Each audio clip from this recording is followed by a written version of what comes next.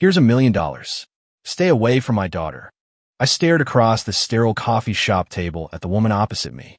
Even behind a pair of oversized designer sunglasses, her glare was sharp enough to cut glass. She just pulled a sleek black card from her leather handbag and slid it across the table. Oh, thank God. The day had finally come. Do you have any idea what I've been through to get to this moment? Every single day, I had to face the campus ice queen's glacial stare, try to meld it with my unending warmth and affection. Anything she needed, I was there in a heartbeat. I picked up her packages, personally cooked her meals, and even hand-washed her delicate clothes. Thinking about it, I couldn't stop the tears from welling up. To any outsider, it must have looked like I was crying over a broken heart, devastated by our forced separation. Only I knew the truth. These were tears of pure, unadulterated joy. My investment had finally paid off. Seeing my tears, the woman opposite me seemed to soften, probably thinking my love for her daughter ran deeper than she'd imagined. She immediately pulled out a checkbook, scribbled on it, and pushed it toward me. Take it. You and my daughter were never going to work. Was this really happening? A bonus round. I immediately started crying harder, my voice cracking. Ma'am, what Bella and I have is real love. Please, just give us your blessing. Inside, I was screaming, bury me in your money. I'm only 22. I can take it. Okay, so I was just her simp, a one-sided affair.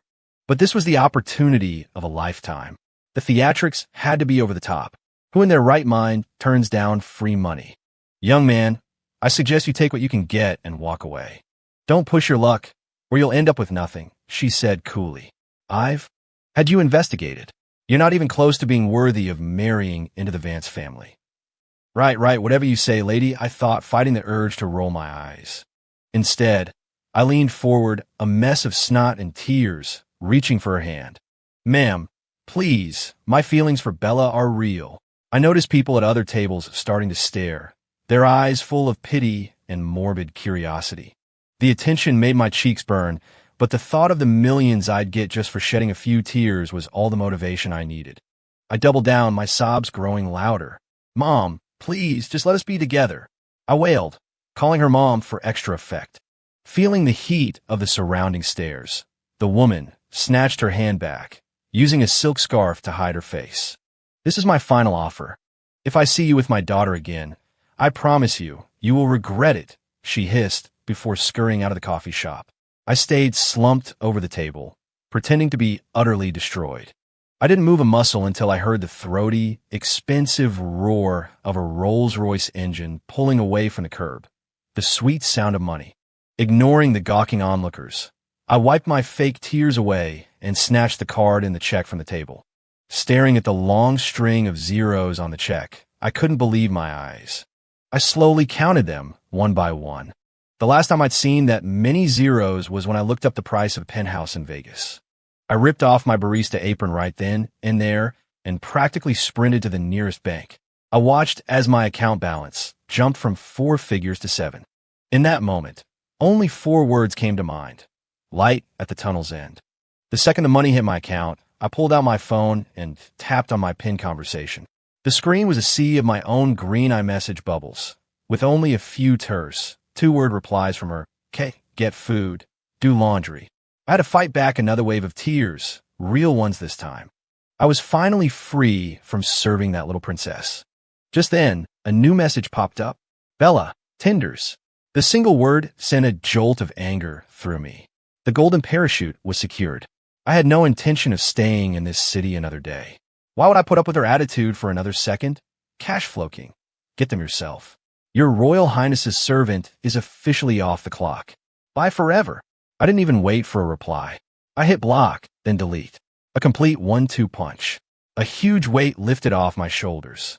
I thought back to 2 years ago. In this very same coffee shop, while I was working a shift, I saw it happen. A wealthy woman threw a credit card at a 6'2" jock and said, "This has $1 million on it. Get away from my daughter." I was stunned. Was money really that easy to make? The guy put on a big, tearful show, but the moment the woman left, a massive grin spread across his face as he picked up the card. He saw me staring and had the audacity to snap his fingers at me. "What are you looking at? Where's my coffee?"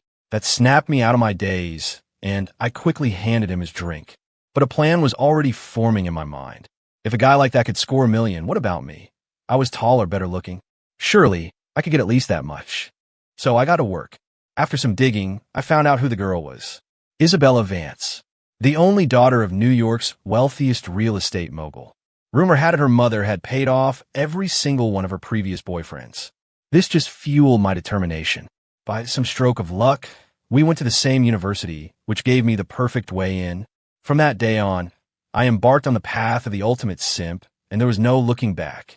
I researched all her favorite things, what she liked to eat, what she was interested in. Whenever I felt like giving up, the thought of that $1 million payday kept me going. I slowly became a fixture in her life. There were other guys who tried to win her over, of course. But once they saw the sheer level of my devotion, they all gave up. None of them had the stamina for my level of simping. I wasn't worried about the competition. She liked the guitar, so I spent 2 months learning to play. She had a craving for beef bourguignon, so I took a week-long cooking class at a French bistro. She said she hated doing laundry, so I became her personal laundromat. Even my best friend since childhood, Chris, told me to give it up. He said we were from different worlds, but I kept my secret plan to myself and continued to be the perfect doting boyfriend. And now it had all paid off. This pain and suffering money was mine, fair and square. I immediately called Chris. You bastard. We're going out for drinks tonight. My treat. Whoa, what happened? You finally locked down that rich girl. You're actually willing to spend money on me. Less talk, more drinking. Just come.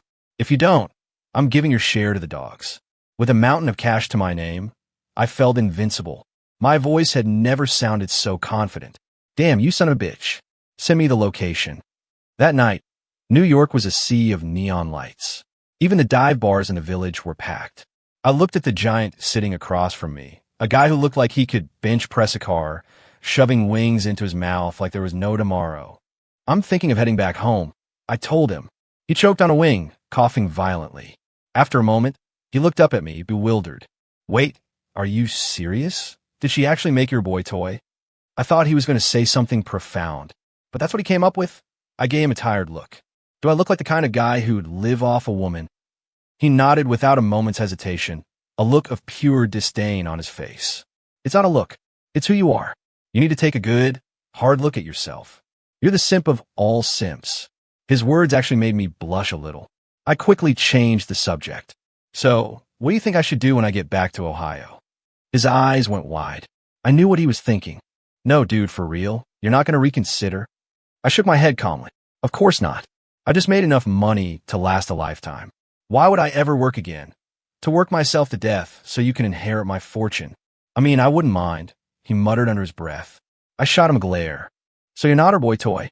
Seeing the disbelief in his eyes, I told him the whole story, how I'd tricked Bella's mom out of the money. When I finished, he stared at me in silence, then walked over. I watched him confused. The next thing I knew, this 6'7" giant was on his knees, hugging my legs and wailing like a baby. The whole bar turned to stare at us with the weirdest expressions. My face felt like it was on fire. I tried to pull him up, but trying to move him was like trying to move a boulder. As the stares got more and more bizarre, I couldn't take it anymore and slapped him twice hard across the face. The shock seemed to snap him out of it. He stopped crying, looked around at the crowd, and sheepishly returned to his seat. When the audience lost interest, he finally spoke, his face bright red. You asshole. You had a money-making scheme this good, Dan. You're just now telling me. Some friend you are. You eat more than a horse and sleep in later than one. I shot back. You're so lazy, I have a spot you rent money every other month. You think you have the patience for a 2-year con? He actually seemed to consider this, head bowed in thought. After a long pause, he looked up. You've got a point, he said, before returning to his mountain of wings. That night, the behemoth managed to eat $150 worth of bar food, claiming it was penance for my sins. I didn't even have the energy to argue. The next day, I quit my job in a blaze of glory and, clutching the spoils of my 2-year hustle, boarded a Greyhound bus bound for home. On the bus, I got a weird text from Chris. It just said, I'm sorry, Leo. Sorry for what? I thought. My money's all there. What could he possibly be sorry for? I sent him a string of question marks, and then the bastard blocked me. A sense of dread washed over me. But then I thought, I'm already on the road. What could possibly happen? I'd even picked a bus driven by a guy with a 30-year perfect safety record. What was there to be afraid of? I relaxed a little, but still kept a tight grip on my backpack. Not 30 minutes later, the bus screeched to a halt, throwing me forward into the seat in front of me. The impact on my forehead sent a sharp pain through my skull. I was about to stand up and give the driver a piece of my mind when the bus door hissed open. A woman in sunglasses stepped aboard. My blood ran cold. I immediately shrank back into my seat. Isabella Vance. I knew it was her instantly. Even with the sunglasses, that frosty, regal aura was unmistakable from 100 yards away. I curled into a ball, turning my face to the window, my lips trembling. "No way," I whispered. "How is she here? I wasn't even that mean to her yesterday. Why would she track me down? Was it because of what I said? It can't be. Please God, please God, please don't let her be here for me. If I get out of this, I'll go to church every Sunday. I swear." I clasped my hands together, praying for a miracle. But, as always, your worst fears have a way of coming true. A powerful hand grabbed the collar of my shirt and yanked me to my feet. I cursed my bad luck under my breath and plastered a fawning, obsequious smile on my face as I turned around. Sure enough, there was Bella, a smile on her face that didn't reach her eyes. I tried for a charming tone. "Well, hey there, Bella. Fancy meeting you here. What a coincidence, right?" I said, try to pry her fingers off my collar. I don't know what they feed her, but for a girl who looked so slender, her grip was like steel. Since force wasn't working, I decided on a different tactic.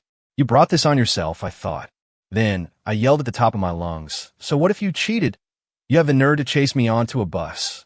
It worked like a charm. Every head on the bus swiveled in our direction. Murmurs and pointed fingers started rippling through the passengers. Seeing my success, I smirked at her and tried again to break her grip. But then, she just arched an eyebrow. The look on her face made me pause. A terrible feeling washed over me. I was right to be worried. The next second, she let go of my collar, crumpled to the floor, and started crying softly. Instantly, the accusatory murmurs died down. I watched her stunned. What was her game? Then she looked up, her face streaked with tears, and my jaw dropped. Seriously, she can cry on command. With a trembling voice, she cried out, "I'm pregnant with your baby, and you've been cheating on me. And now you're telling everyone I cheated. Do you have a heart? You stole all our money and ran away. What are my baby and I supposed to do?" Her performance was Oscar-worthy. The voice, the angelic face. If I wasn't the other person in this drama, I might have believed her myself. I just stared at her, dumbfounded, my mind racing. Seriously, what happened to the Ice Queen? Is she putting on a show for me? I felt the hostile glares of my fellow passengers intensifying. Fearing a full-blown riot, I frantically waved my hands. No, we're not married, and I'm not running away. You have to listen to me." But Bella cut me off. "He's lying. He's my husband. If you don't believe me, check his backpack. There's a $2 million check in there." I stared at her, completely floored. How did she know that? While the entire bus's attention was now focused on my backpack, she shot me a tiny, triumphant smirk. For a second, I was mesmerized. It was the first time I'd ever seen an expression like that on her face, instead of her usual icy mask. She's actually really beautiful when she smiles, I thought, momentarily distracted. The man sitting next to me, a burly guy with a trucker hat, snatched the bag out of my hands before I could react. By the time I came to my senses, he'd already pulled out the check. When he confirmed it was for $2 million, the entire bus turned on me. The man, helpfully, handed the check to her. No matter how much I pleaded that the check was mine, they were all firmly on her side, convinced I was a deadbeat, irresponsible scumbag. After some friendly persuasion from the other passengers, I found myself standing on the shoulder of the highway, just as Bella had planned. Luckily, my only luggage was my backpack. Anything else would have surely been thrown out the window after me. I looked down at what was left of my shirt, a few strips of fabric hanging from my shoulders. I looked up at her, trying her best to suppress a grin. "You think this is funny?" I asked deadpan. That was the wrong thing to say. It was like I'd flipped a switch. She burst out laughing, a full, unrestrained laugh. Her laughing didn't help the crushing embarrassment I was feeling. My toes curled inside my sneakers. I glanced around. Thankfully, this stretch of road was deserted. If anyone had seen this, I would have had to dig a hole and bury myself in it. I just stood there, clutching my backpack, watching her laugh her head off. I was genuinely confused. What had gotten into the campus ice queen? First, she hunted down my bus, and now she's acting like a completely different person. If her employees could see their stone-cold CEO now, their entire worldview would shatter. But my main concern was the check clutched in her hand. That was my 2 years of misery and humiliation, my compensation package. I watched her hand like a hawk, terrified she might rip it up. After a while, she seemed to remember her cold, corporate persona. The laughter stopped abruptly. In a blink, her expression reverted to its usual disdain, her joyful face freezing over into an icy mask. Her lips were set in a firm line, and her whole demeanor became intimidatingly oppressive. Well, wait, she's not an actress, I muttered to myself, watching the transformation. Our eyes met for a brief, chilling moment before I quickly looked away. Her stare was enough to make my blood run cold. She gave me one last look, then turned and walked towards her sleek, black car. I watched her back, slowly raising a hesitant hand. My money, I called out weakly. Without looking back, she opened the car door and got in, leaving it open. I knew it was for me. I stood there, wrestling with myself. I wasn't that harsh yesterday, was I? She can't possibly kill me. I'm a human being, and I did take care of her for 2 years. I took a deep breath, trying to calm my nerves, then started walking towards the car. Each step felt like I was walking a tightrope. The moment I got in and shut the door, the driver, who must have been waiting for the signal, floored it. The car shot forward like a rocket. I wasn't ready. I pitched forward, my head slamming into something soft. Not a good day to leave the house, I thought. Nothing is going right. As I braced for impact, I realized the surface my head hit was surprisingly yielding. I instinctively gave a squeeze. Confused, I looked up and met Bella's murderous glare. I snatched my hand back. I didn't do it on purpose, I swear, I said with a pained smile. Unsurprisingly, I was rewarded with 2 sharp slaps. I retreated to the corner of the spacious back seat, muttering under my breath, God, she hits hard. I didn't do it on purpose, and she dares to strike this handsome face. I'll sue her for everything she's worth. I stuck a glance at her. Aside from her earlobes, which were an unusual shade of red, she seemed perfectly composed. I had to admit, even though this woman was a cold, cruel, money-stealing demon, she had an incredible figure. Everything was exactly where it was supposed to be. And those legs? I could probably admire those for a year straight. I quickly shut my eyes, cursing my own pathetic nature. With $2 million, I could see different legs every day of the week. The thought gave me a surge of courage. I turned to face her, but before I could speak, she beat me to it. I have a feeling that check has a questionable origin story. The words caught in my throat. I didn't know how to respond. It's none of your business. It's perfectly legitimate.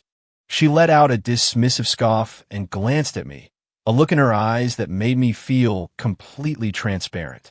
Then can you explain why my mother's name is on it? Oh, and by the way, my mother also gave you a debit card with $1 million on it, didn't she? I stared at her in horror, cold sweat beading on my forehead as she continued, her voice deceptively calm. And you were planning on going back to your little hometown in Ohio today, weren't you? At this, Bella's mind flashed back to the day before. She had initially thought that blocking Leo was no big deal. But in just one day, she realized how much her life had come to depend on him. At work, there was no one checking in on her, asking if she needed anything.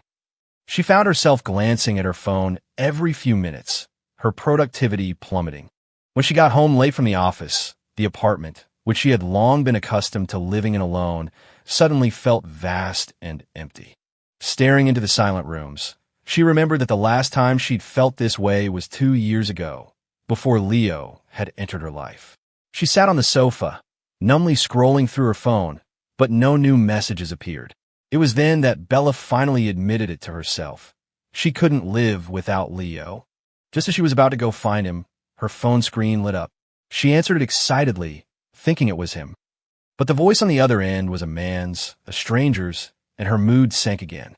But the man on the phone colorfully recounted the entire story of how Leo had approached her, scammed her mother out of millions, and was planning to skip town the next day. He told her everything. After hanging up, Bella sat on the sofa, her face in a motionless mask, a strange light glinting in her eyes. She had changed her mind. An online confrontation was boring. A real life one would be much more interesting. And that led to the scene on the bus. Hearing her recount this, I finally understood. That fat bastard Chris sold me out.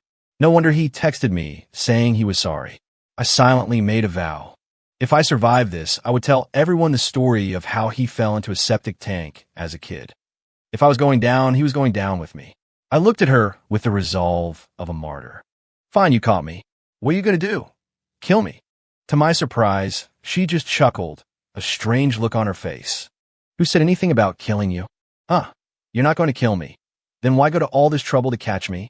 I stared at her, completely lost. You don't need to worry about the affairs of beautiful women. She lifted her chin arrogantly, her arms crossed over her chest. I was speechless. The ice-cold CEO had suddenly turned into a bratty teenage girl. The switch gave me whiplash. My eyes drifted back to the check clutched in her hand. If she wasn't going to kill me, then there was still a chance I could get my money back. I studied her face. Seeing no immediate danger, I cautiously leaned closer, my hand slowly inching toward the check. But it was like the driver had a personal vendetta against me. He slammed on the brakes again. My center of gravity vanished, and I went flying, landing right on top of Bella. Ma'am, there's an accident up ahead, the driver explained calmly. Well, your boss is probably not in a state to respond right now, I thought grimly. Once the car was stable, I quickly scrambled off her, pulling my hand away from her legs. As much as I didn't want to, her murderous glare told me my life was more important. Misunderstanding, total misunderstanding. Let me explain. No, let me make an excuse. I was just trying to get my check back. I shot back to the furthest corner of the car, but I still couldn't escape another round of blows. This damage hit so hard, I muttered, rubbing the sore spots on my head. Do you still want to check? I was just saying what a beautiful, powerful woman you are. A true inspiration to us all. I saw her glance my way with a tilted head and quickly laid on the praise, terrified she'd come over and hit me again. She let out a soft humph and turned away. I let out a breath I didn't realize I was holding. Whoever marries this monster is in for a world of pain, I thought viciously. So Ms.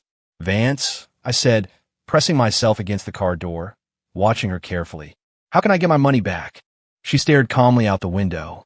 Wait, just say no if you're not going to give it back. What's this wait business? Am I supposed to wait until I'm old and gray? I grumbled internally. I turned to look out my own window and suddenly realized this wasn't the road into the city. A wave of panic hit me. Where are we going?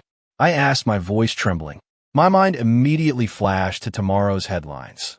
Local man found missing one kidney after mysterious encounter with wealthy heiress. In my imagination, Bella was wearing surgical scrubs, her face twisted into a demonic grin with sharp fangs. Time for a kidney removal, she'd say. I stared at her, swallowing hard. She seemed to read my mind and let out a small laugh. Don't look at me like that. I'm not interested in your tiny little kidneys. This road leads to my house. I breathed a sigh of relief, though I was a little offended by her calling my kidneys tiny. I really wanted to tell her, want to bet? I'll show you what an indestructible diamond kidney is. But I could only think it. Then her words fully registered. To your house? I yelled. Unsurprisingly, I received another sharp rap on the head. Okay, that's it. Even a saint has his limits. This was the third time. I have a temper too. Even God himself couldn't stop me from hitting her back. I swear it. Just as I was about to retaliate, she held up 2 fingers. I glared at her. What's that supposed to mean? $200,000. For all the times I just hit you. $20,000 per tap. I actually laughed out loud. Do I look like that kind of person? $300,000. Deal. This is where the wisdom of knowing when to quit while you're ahead comes in. It's just business, right? Nothing shameful about it. As for what I was thinking a moment ago, well, with enough money, even the gods can be persuaded to bow their heads. I immediately pulled out my phone, opened my Venmo app to the QR code, and gave her my most dazzling smile. Ma'am, that was 5 taps. $150,000 total. Wait, I'll give it to you with the check. My smile vanished. Fine. Stringing me along now, are we? The fight had gone out of me. If I hit her now, I wouldn't have the same righteous fury. But if I didn't, I'd have taken the beating for nothing. For a moment, I didn't know what to do. I just sulked in my corner. Relax. I'm not the type of person who goes back on their word. I certainly hope not, I thought. I don't know how long we drove, but eventually the luxury car turned onto a narrow, private road. We passed through a man-made forest of maple trees, and then the view opened up to a vast lawn with a building that looked like a modern castle. As the car slowly approached, two stone lions flanking the massive front gate seemed to grow more imposing, their eyes looking almost alive. Get out. We're going in. I hadn't even noticed Bella get out of the car. She was already at the front door. Oh, I said, scrambling out of the car to follow her. The moment we stepped inside, it wasn't the opulent, gold-plated palace I expected. The main feeling I got from the place was one word: empty. The second I stepped over the threshold behind Bella, the first words out of her mouth nearly made me trip. Those stone lions by the gate are worth $2 million. Every single object in this house is worth at least $100,000. She walked me through the house, pointing out the value of each item. For the first time, I was getting a glimpse into the world of the truly, obscenely wealthy. Even a random painting hanging on the wall was the work of some famous dead artist. Okay, sit here and wait, she said, pointing to a wooden chair. I looked at her, completely baffled. Why bring me to her house and give me an appraisal of all her stuff? I decided to be direct. Ms. Vance, why did you bring me here? What's the point of all this? She just gave me a mysterious smile. Wait, always wait. If you don't tell me what's going on, I'm leaving. For once, I felt a surge of confidence. Oh, really? This entire property is a private estate, miles from anything. The nearest main road is a 20-mile walk.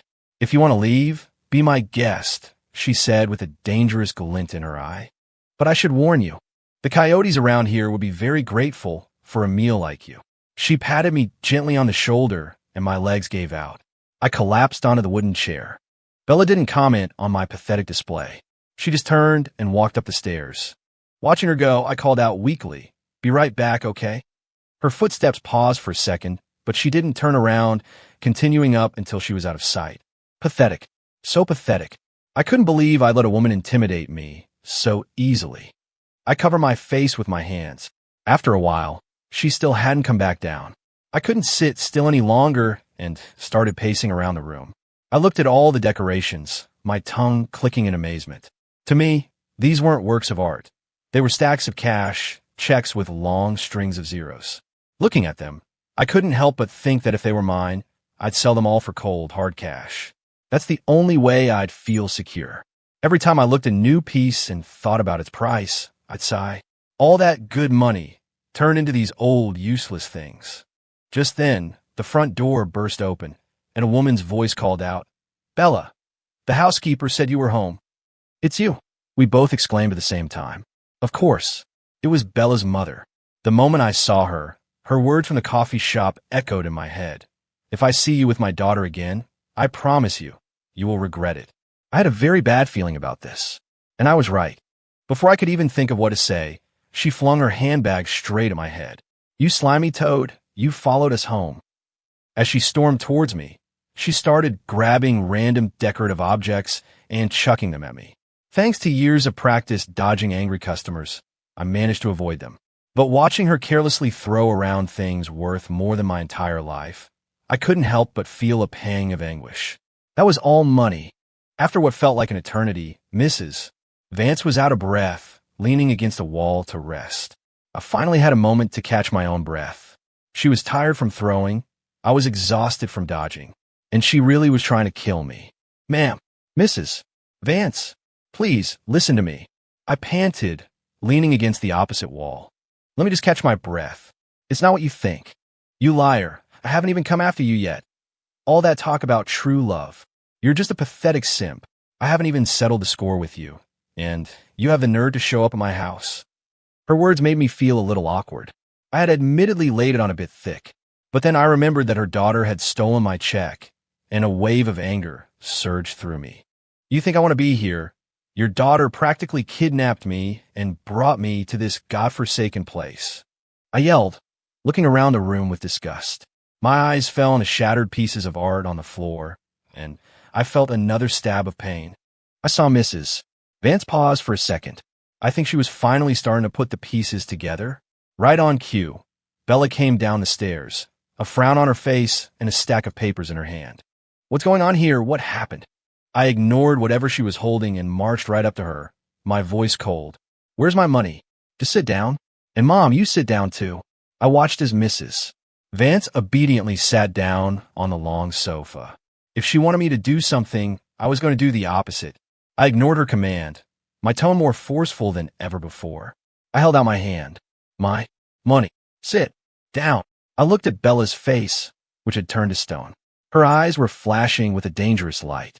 I swallowed hard, but stood my ground. No. 1 minute later, I was sitting meekly on the sofa next to Mrs. Vance. Thinking back on that minute, I still couldn't believe that Bella, a woman a head shorter than me with a slim figure, had managed to execute a perfect over-the-shoulder throw. Mrs. Vance leaned over and whispered, "She has a black belt in jiu-jitsu." My God, I thought, completely defeated. Thanks for telling me now, after I've already been thrown across the room. Bella walked over, her face grim.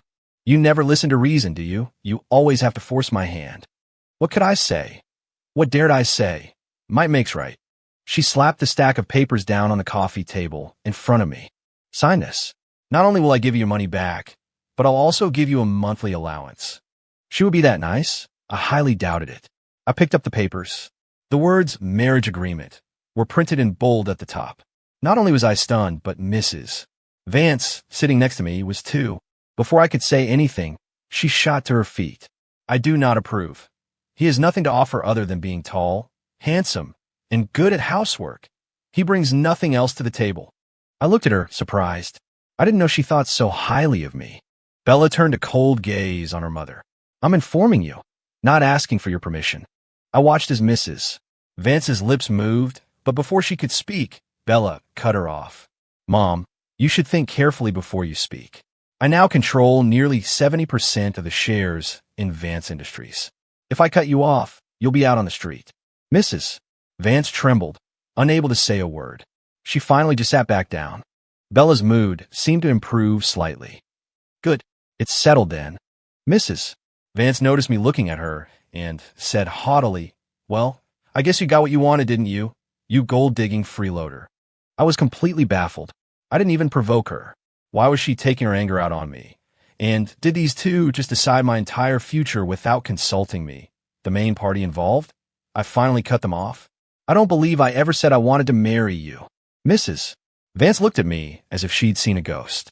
Bella, on the other hand, looked like she'd been expecting this. She crossed her arms, a confident gleam in her eyes. You might want to read the terms. I guarantee you won't refuse. Seeing her so confident, I was curious. I started flipping through the agreement. The first few pages were standard stocks, real estate, things I didn't care about. To me, only cold, hard cash was real. Then came the section about my duties. Cooking, cleaning, all the usual stuff. I still wasn't seeing anything that was particularly beneficial to me. But I patiently kept reading. And then I saw it. A monthly allowance of $100,000. I immediately flipped to the last page and signed my name with a flourish. I stood up and looked at the confident woman across from me. I had to admit, she was a damn good judge of character. I extended my hand. A pleasure doing business with you. She smiled and shook it. Only my future mother-in-law was left sitting there, completely lost and bewildered. 1 month later, a new headline dominated the news cycle. Shocker. CEO of Vance Industries marries a complete nobody. The entire city was buzzing, speculating about the mysterious man who had won the heart of the city's most eligible bachelorette. Bella had issued a strict gag order at the company, so the groom's identity was a tightly guarded secret. Only a handful of insiders knew who he was. But while the internet was in a frenzy, the two people at the center of the storm were surprisingly calm. In the bridal suite after the wedding, Bella and I just stared at each other. We both knew what was supposed to happen next, but we were both complete novices. So we just sat there in an awkward silence. This couldn't go on forever. I cleared my throat. So, maybe we should watch a YouTube tutorial or something. A playful, teasing smile spread across her face. She covered her mouth with her hand. Don't tell me you can't get it up. That was a direct challenge. A challenge I couldn't ignore. I lunged at her, but I had forgotten one very crucial detail. She was a jiu-jitsu black belt. The outcome was predictable. I was pinned down, completely overpowered.